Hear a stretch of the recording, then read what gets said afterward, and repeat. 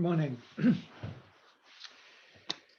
Right, so this is a problems class. So again, it's supposed to be answering your questions. I will go through some past homework or exercises related to past homework, unless anybody tells me they want to go through some of the theory, or if they've got suggestions for various exercises they'd like to see done. So let me turn on the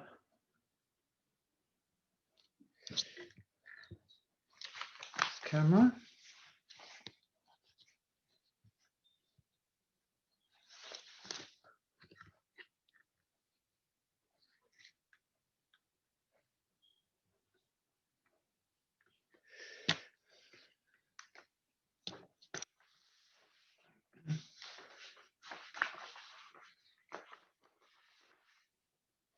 So let me go back and do at least one exercise from the ordinals.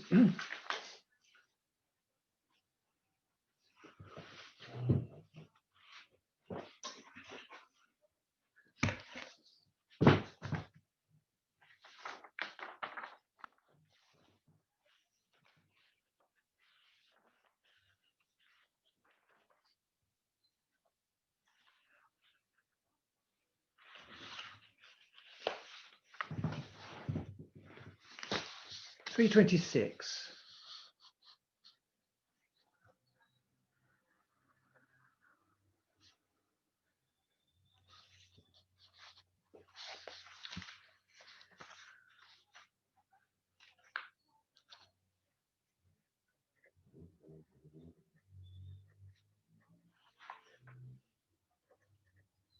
Prove if alpha is greater or equal to 2, then for all beta, alpha times beta is less than or equal to alpha to the power beta. So it's something we might expect, of course, from natural numbers.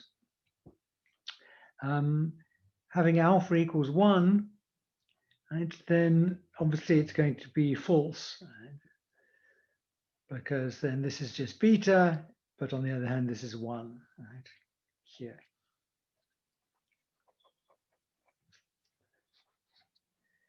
So how would one go about this, right? Well, it looks like an induction on beta to me. You're supposed to prove something for all betas. So you fix an alpha and then do an induction on beta.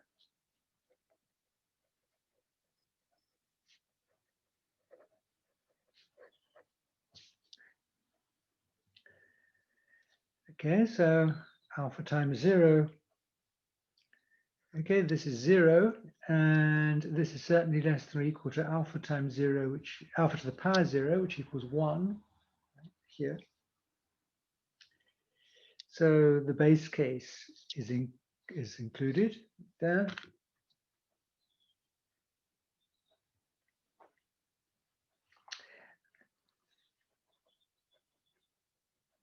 So you suppose an inductive hypothesis. You suppose that's been proven, right? For beta prime less than beta, and you want to prove it for beta.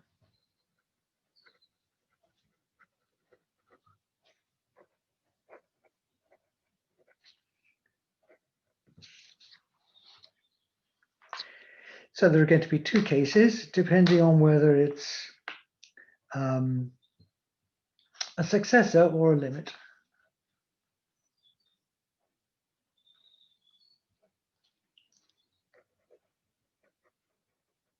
So we'll use here, right, that gamma plus alpha is less than or equal to gamma times alpha.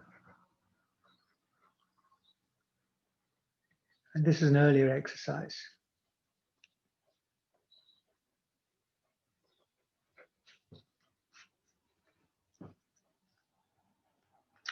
Okay, so first case is beta is a successor. So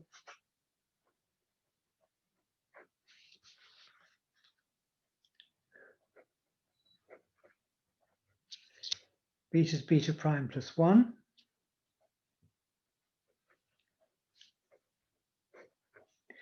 Then alpha times beta is alpha times beta prime plus 1.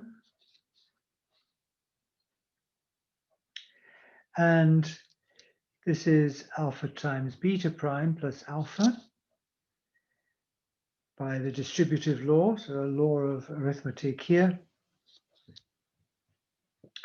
And this is less than or equal to alpha to the beta prime plus 1.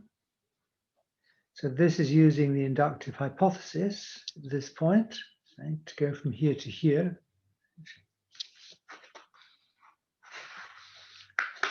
And now we'll use this here.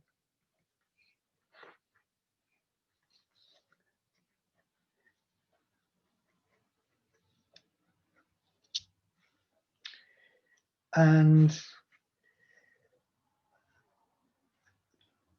so that's going to be alpha to the beta prime times this alpha. So I'm using gamma here as alpha to the beta prime up here.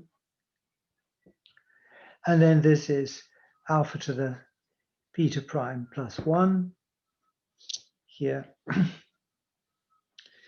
which is alpha to the beta.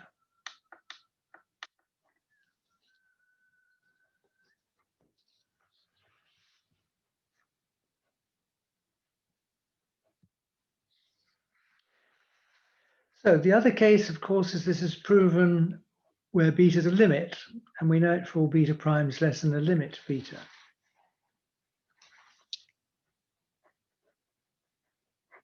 So case 2, beta is a limit here.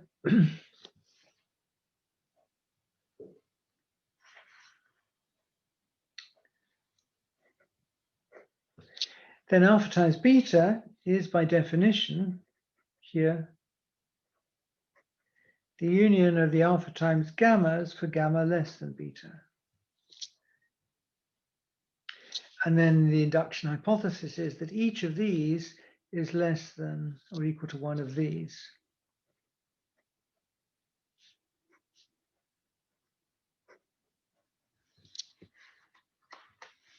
So now I'm using the fact that if I've got two sets of ordinals, and in one set, each of the elements is less than or equal to one of the elements in another set,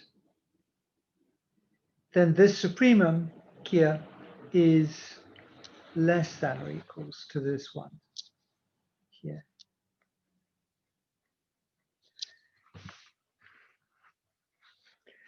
So, and this by definition is alpha to the power beta here. So again, this then is less than or equal to this. So we finished.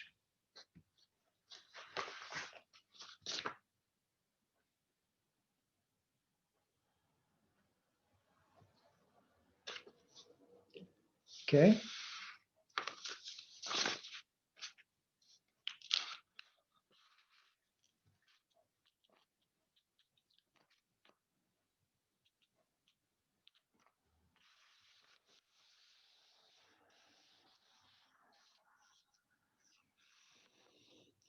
Okay, somebody's made a request for 323.1.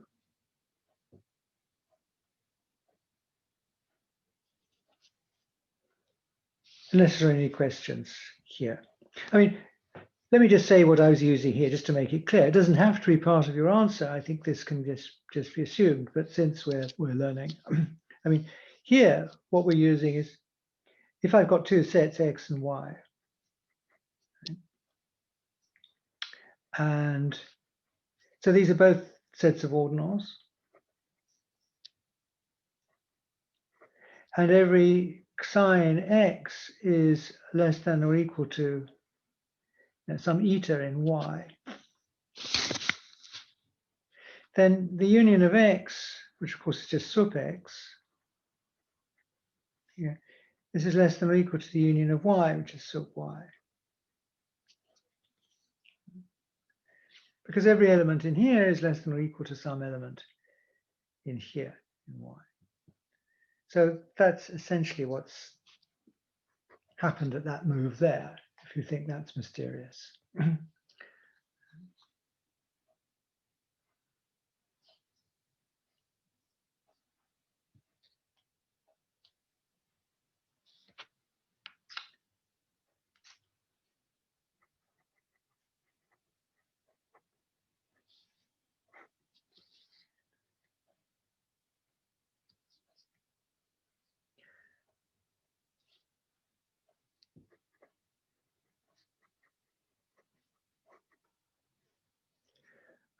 Prove that if 0 is less than alpha beta, I'm wondering whether I did this one before.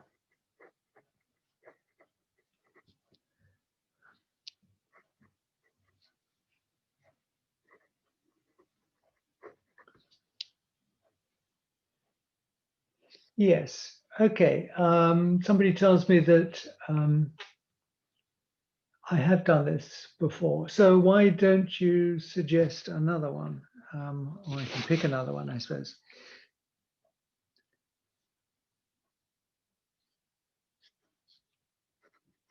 So look back at one of the old videos there for that one.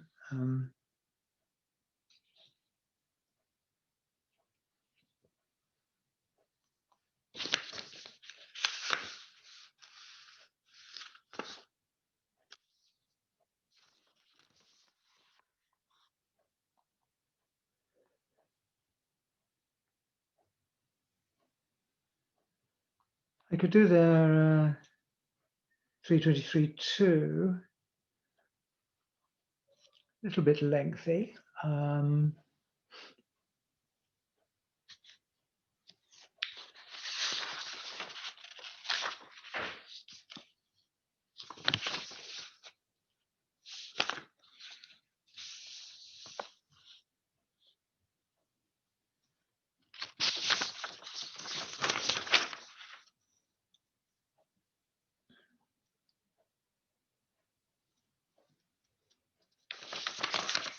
Trying to find something similar that's might be suitable.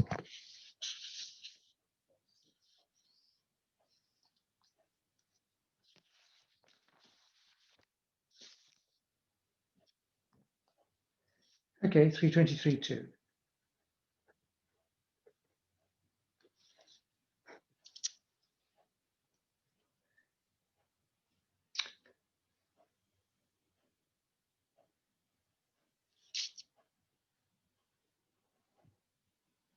Sorry, this was alpha plus beta because this.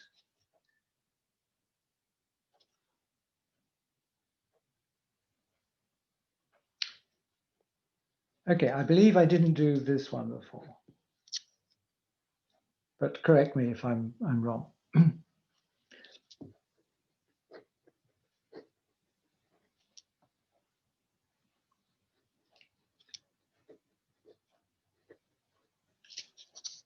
There's a gamma and there's an m and n in omega.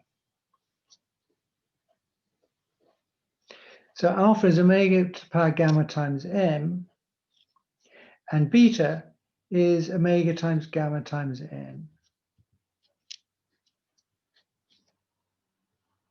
So actually it says we're only going to have ordinal arithmetic commute if the alphas and betas are both finite multiples of the same power of omega.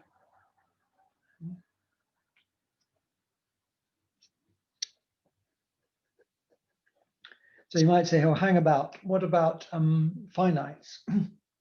You know, n plus k is, well, it's omega to the power 0 times n plus omega to the power 0 times k, right? And of course that commutes, right? So there for natural numbers, gamma 0. Sorry.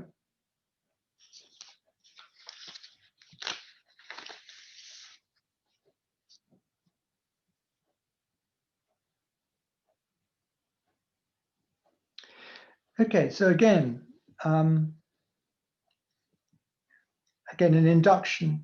When we do this by induction on, well, alpha and beta are kind of symmetrical in here, so it doesn't really matter, but we could say induction on beta here.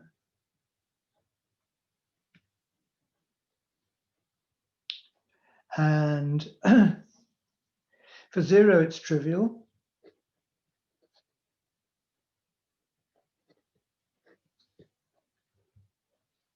Alpha plus 0 is 0 plus alpha. So again, we assume true for any beta prime less than beta. And we prove it for beta.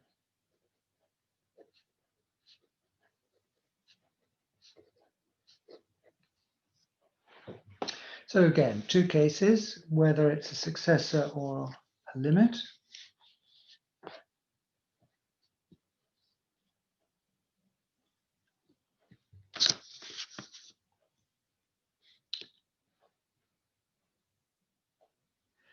So this was an if and only if. Sorry, it's gone off the picture. If and only if.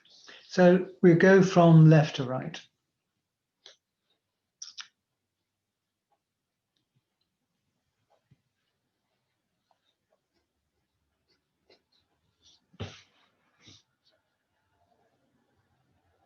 So assuming for beta prime and less than beta, just to write it out clearly, beta prime is less than beta, then alpha plus beta prime equals beta prime plus alpha, if and only if the right-hand side.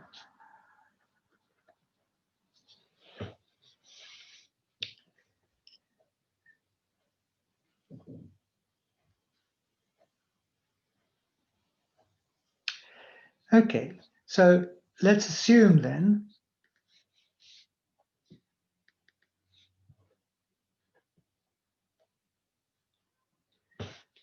so we'll assume, just without loss of generality, that alpha is less than beta. Symmetrical here. One or other of these is less than the other. Of course, if they're equal, it's trivial as well. So let's assume alpha is less than beta here. And alpha is bigger than 0, because for 0 it was trivial here.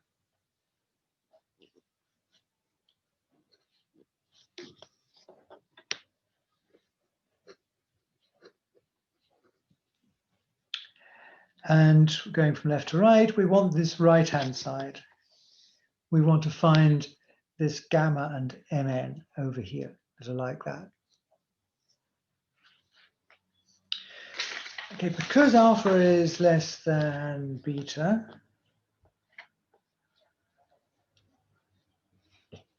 here,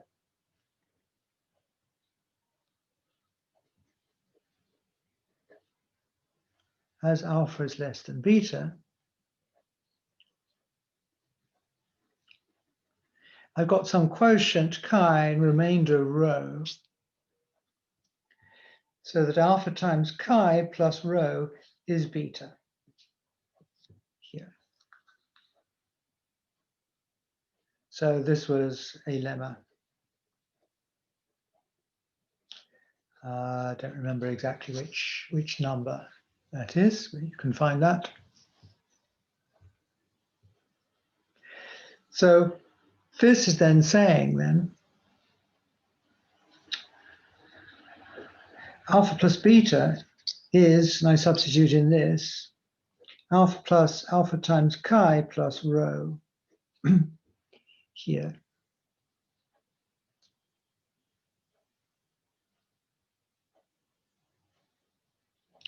So distributive law, well, associative law, I could move the brackets over, and then I could do a distribution there. This is alpha times 1 plus chi plus rho.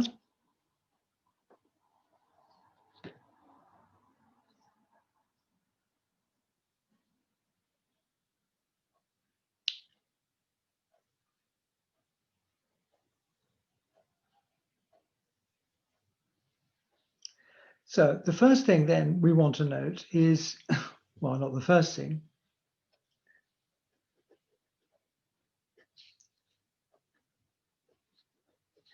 We want chi to be some finite. Okay.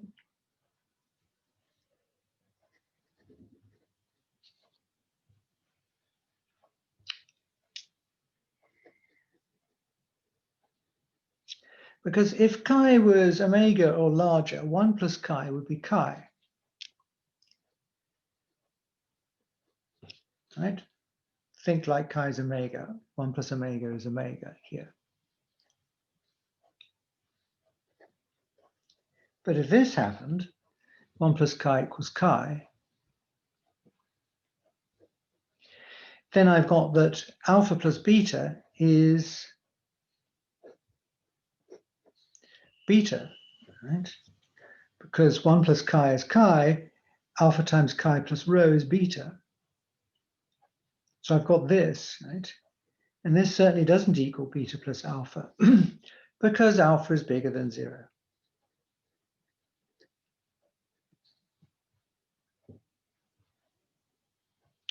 So 1 plus chi is not chi. So this is saying chi is finite.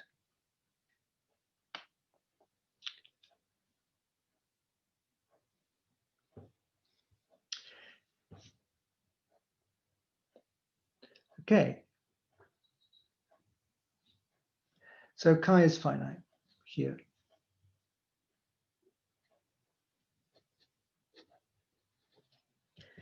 Now, if rho then equals 0, what I've got then is alpha plus beta is, well, alpha times some k or other. 1 plus k is finite here.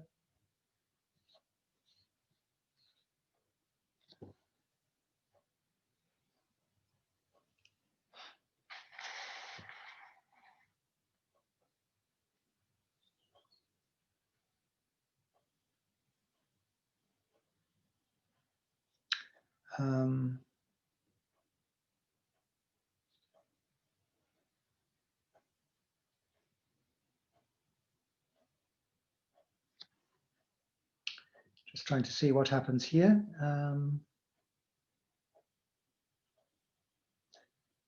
Alpha plus beta is alpha times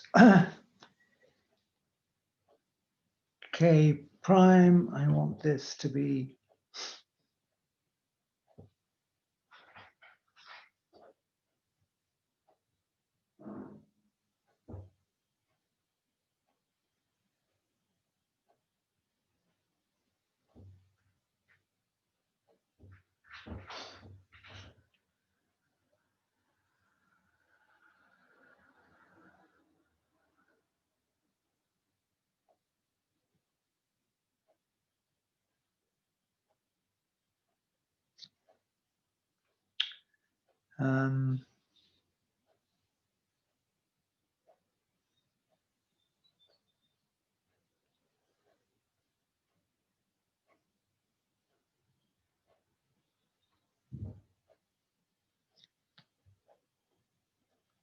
if rho is 0, what I've got is alpha plus beta is just some multiple of alpha.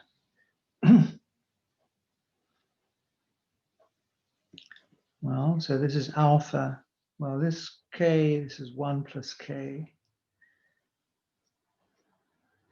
here.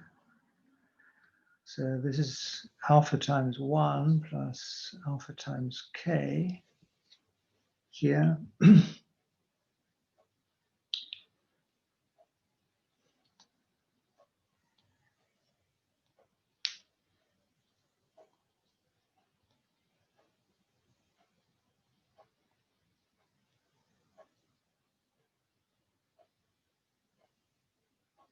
What I'd like here is that alpha here is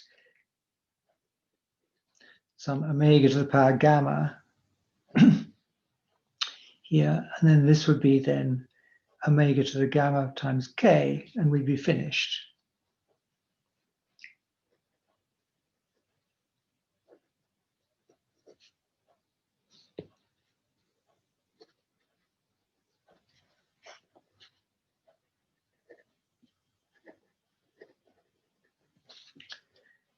then we'd be done here. Because we're trying to find gamma and m such that both alpha and beta are multiples of omega to the gamma, finite multiples of omega to the gamma.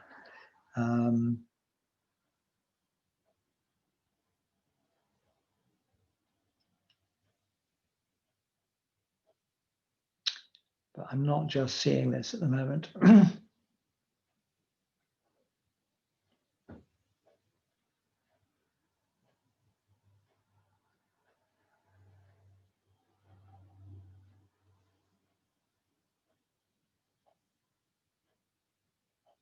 Okay.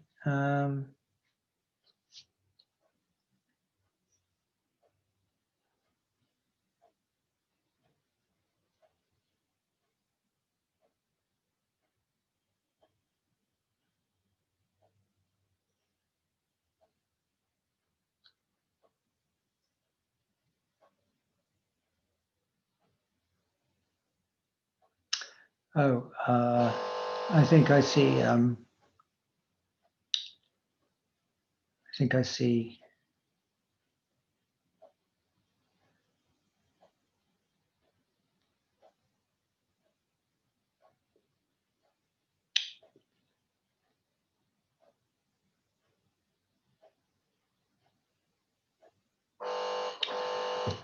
Sorry, there's somebody at the door. I just have to get.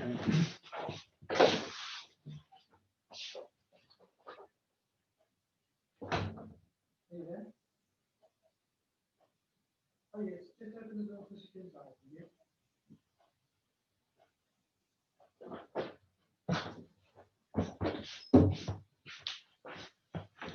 Sorry about that. It was a delivery.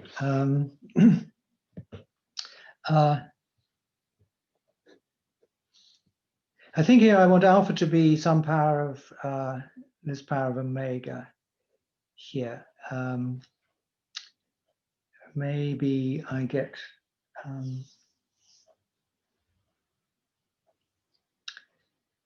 this as through the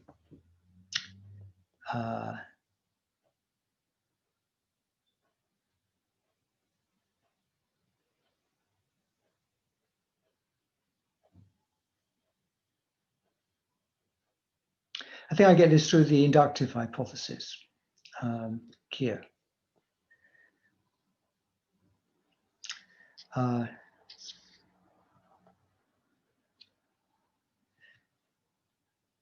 Okay, so this was trickier than I thought. What we've got is alpha plus beta is alpha times 1 plus alpha times k.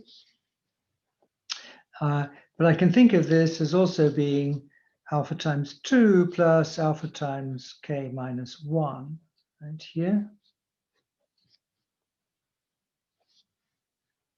And now this is less than beta. This is a beta prime less than beta. Right?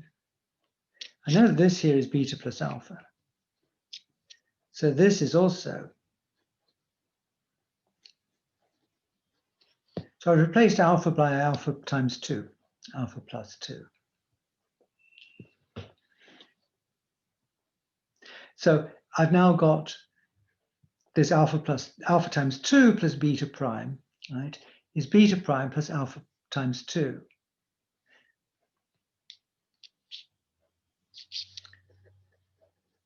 So we use the inductive hypothesis here, right? And alpha times 2 is supposed to be some multiple of power of gamma, and this beta prime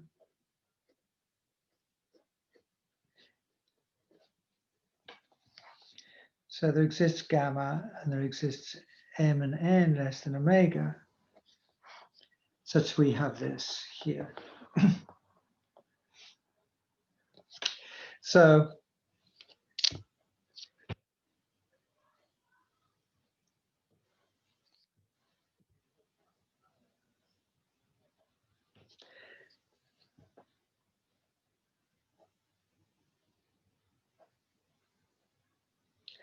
this better be an even m.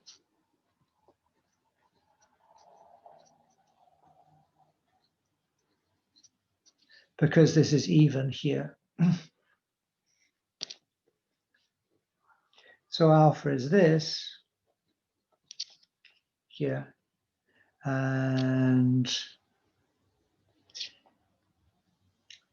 what is beta? Beta is going to be omega to the gamma.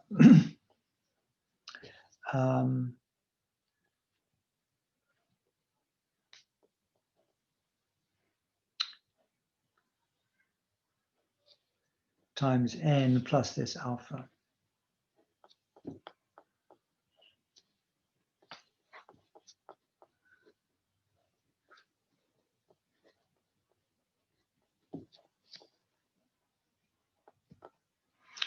And the only bit that looks a bit slippery here is that I've got that this is alpha plus alpha. And I said, oh, this makes m even, right? Well, if it's this multiple of omega times gamma, it's going to have to be two smaller multiples of omega times gamma, which is why I've written this like this.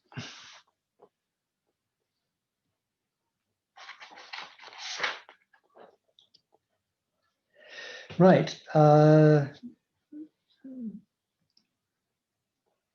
This was all assuming, I may have made heavy work of this. This was assuming that rho is 0. And possibly this is too long. Possibly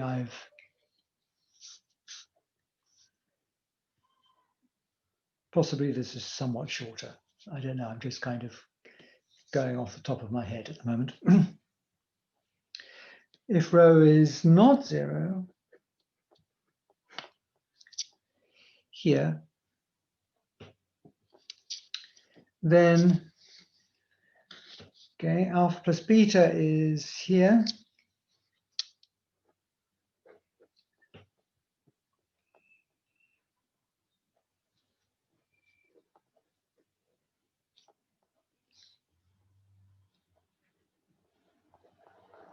We decided the quotient was finite. So this is alpha times k plus alpha plus rho, right?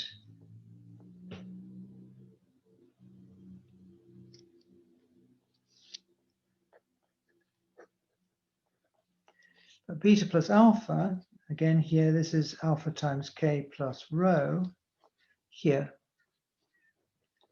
plus alpha here. Again, alpha times k, and just take the brackets over.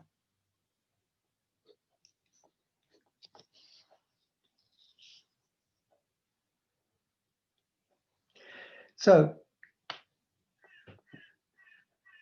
because the adding function here is 1 to 1, if these two are the same, it means this is the same.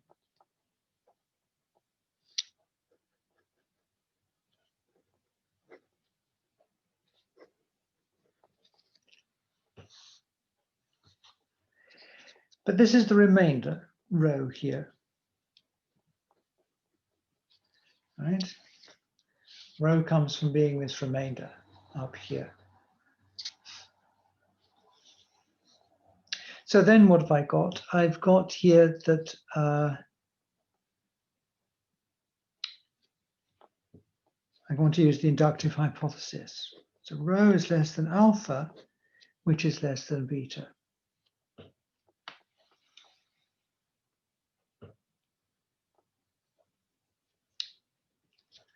So I think of this as a beta that's rho is less than beta. So I use the inductive hypothesis on this beta prime with rho as a beta prime. So with an inductive hypothesis,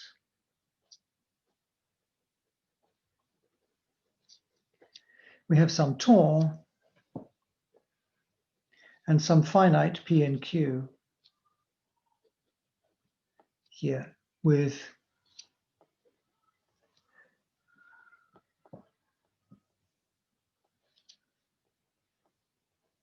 alpha equals some omega tau times P, and rho is some omega to the tau times Q.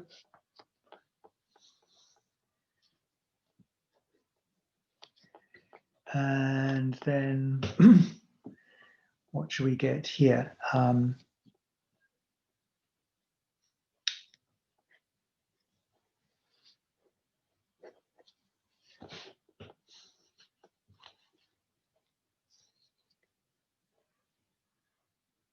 got alpha,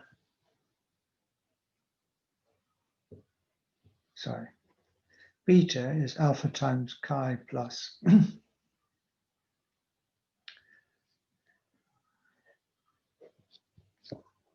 plus rho.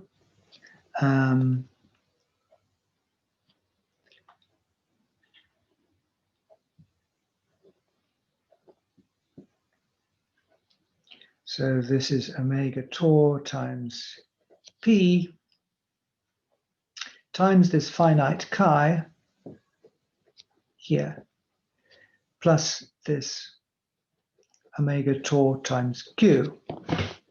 And so this is my chi.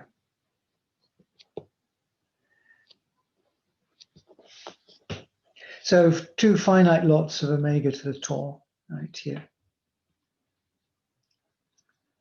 times some m. Yeah, so m is p times k plus q.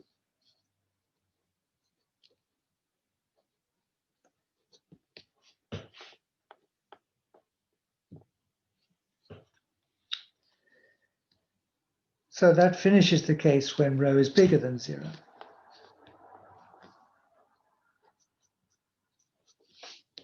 Yeah, this one. So that was lengthier than I. Was there? Yes, we need the other direction as well. Sorry, was that the question? I was just saying, could you please go back to where the start of if p equals 0? I missed that bit. I can just screenshot it. On screenshot, when rho equals 0 up here.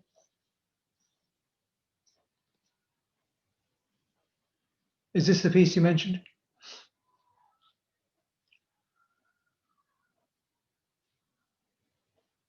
That's fine, thank you. Okay.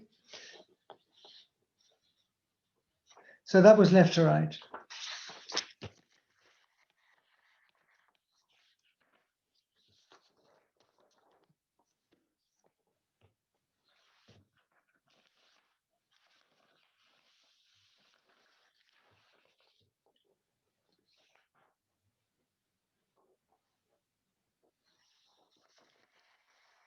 Okay, fortunately, this direction right to left here is simple, I think.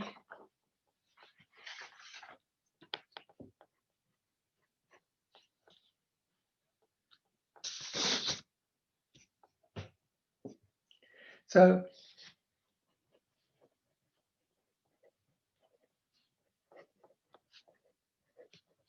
sorry, omega. Right, so if I've got alpha and beta are both finite multiples of the same power of omega here, then alpha plus beta is going to be omega to the n here plus omega to the gamma times m here.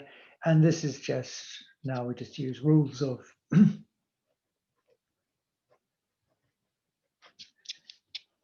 distribution laws. And of course, this commutes being finite. And now we take those out here. And this is just beta plus alpha. So that does the other direction.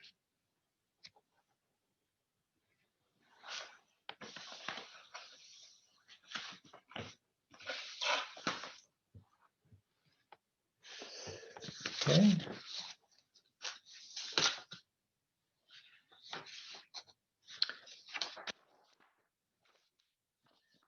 So let me do one of the cardinal arithmetic homeworks, and then, unless there are any other questions there.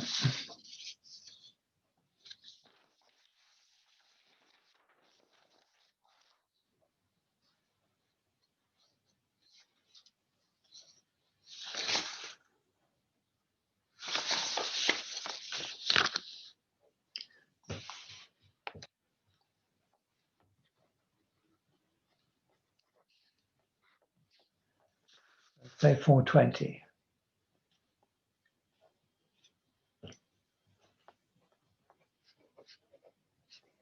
So S is a set of cardinals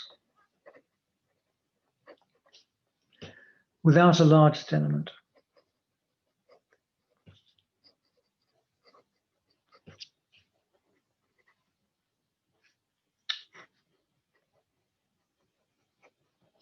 Right, so I think of the cardinals growing upwards. This is my set S here. Show that sup S is a cardinal.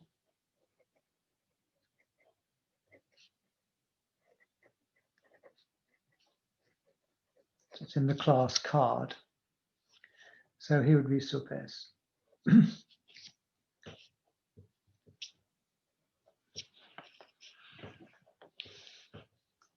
Okay, so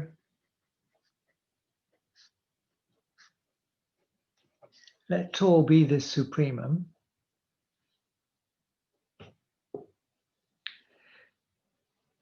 Suppose it wasn't a cardinal.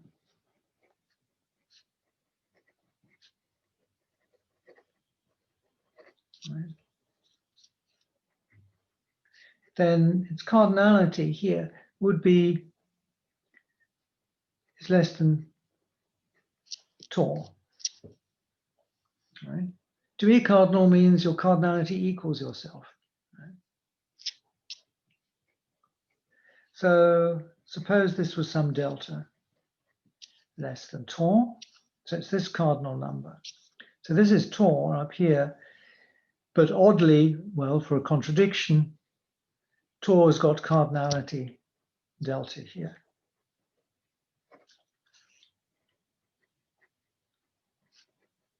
So there's some function that's a bijection of this Tor with this smaller delta here.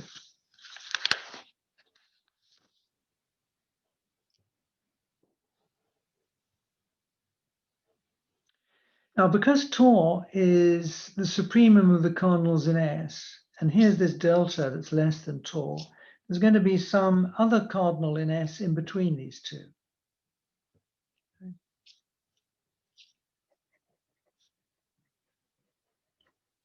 As Tor equals sup S, there's going to be a gamma, which is in between. Right?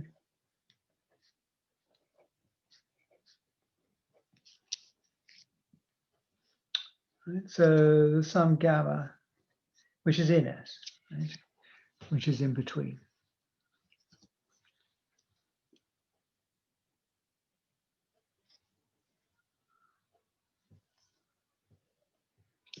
So F here, this is this bijection. So this is 1-to-1 onto here.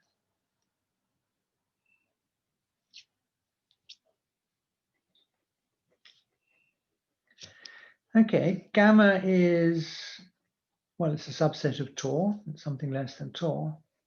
F to the -1, right? If I restrict that to gamma, what does that do? It takes gamma into delta. F to the -1 is also 1-to-1. Right?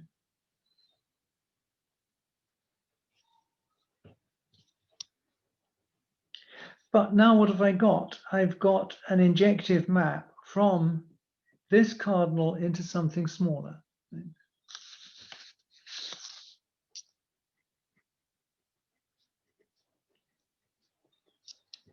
So I've got that here.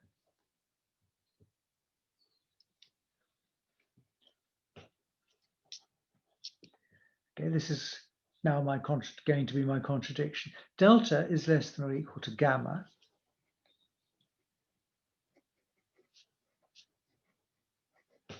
Right? The identity map is a 1-to-1 map from delta into gamma here. So I then can say by Cantor, Schroeder, Bernstein, these are then bijective.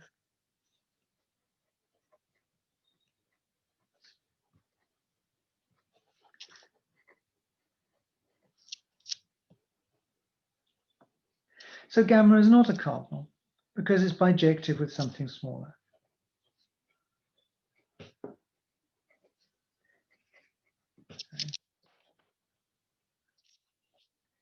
So Tor is a cardinal.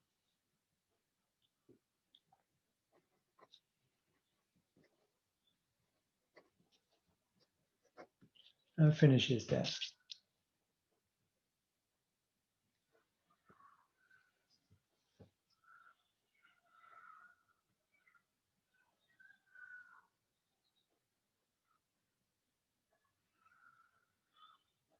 Okay.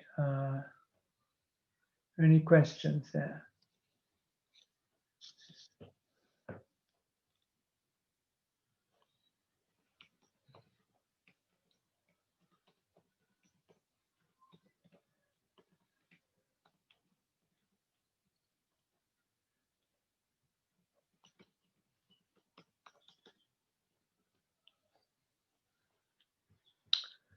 Okay.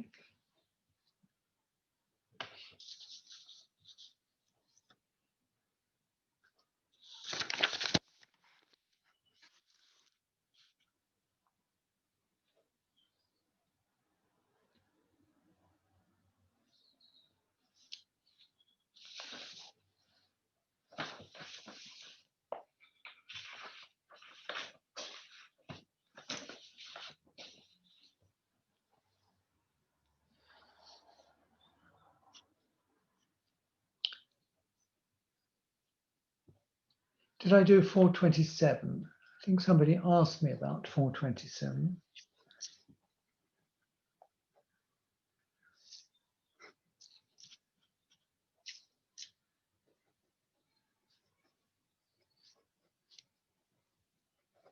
Suppose I've got an infinite cardinal kappa.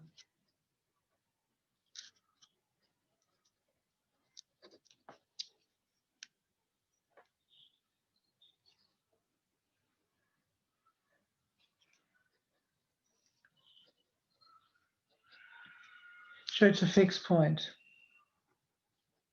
of the arithmetic functions.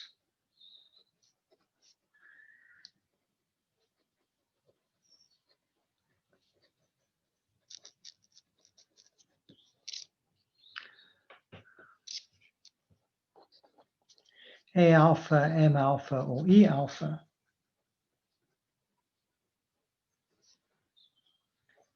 For any alpha less than kappa.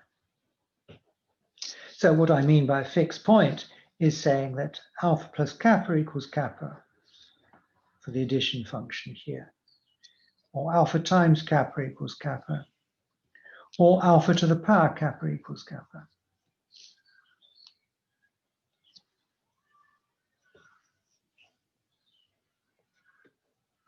So, of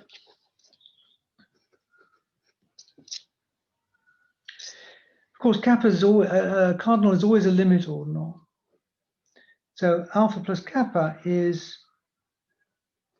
the supremum of the alpha plus betas for beta less than kappa. And likewise, alpha times kappa is the supremum of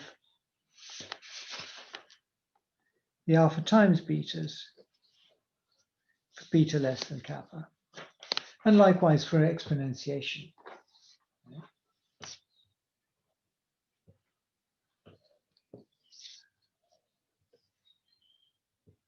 So the idea here is, for example, here with M alpha.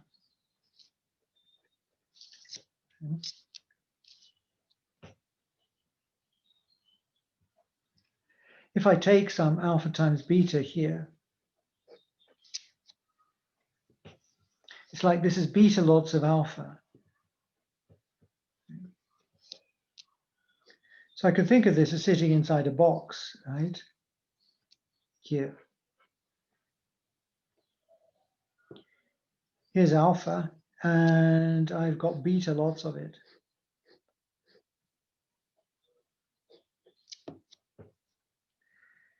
So it's just like as in when we think of, when we thought about this as a product ordering, we said take beta and replace it, all the dots with a copy of alpha. So here would be beta. Now replace each dot with a copy of alpha. So I can think of all of these dots here as sitting inside a box which is this Cartesian product of alpha cross beta.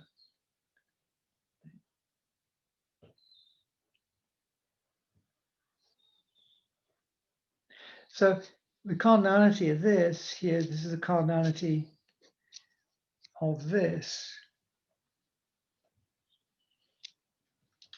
And this is the cardinality here of this times the cardinality of beta. So if alpha is less than kappa and beta is anything less than kappa, right, this here, cardinality of alpha times beta, is this here. It's a product of two cardinals less than kappa. So this is less than kappa here.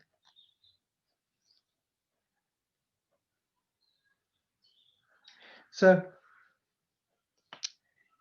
what I've got then is that these, all of these ordinals here are less than kappa.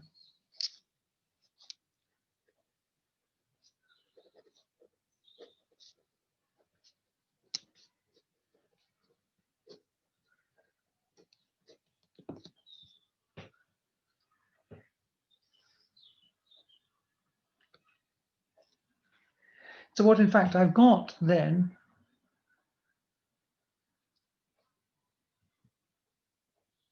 is I've got less than kappa many sets here, all of size less than kappa.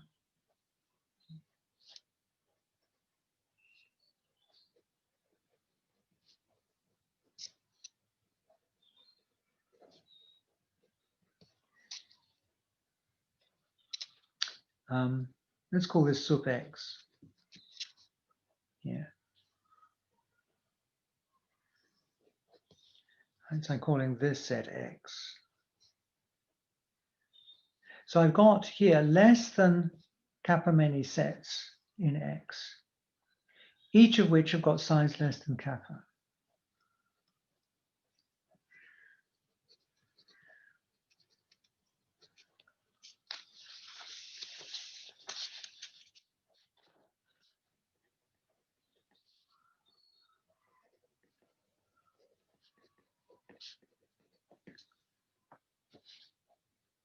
So the union of x, which is the sup of x, has cardinality less than kappa.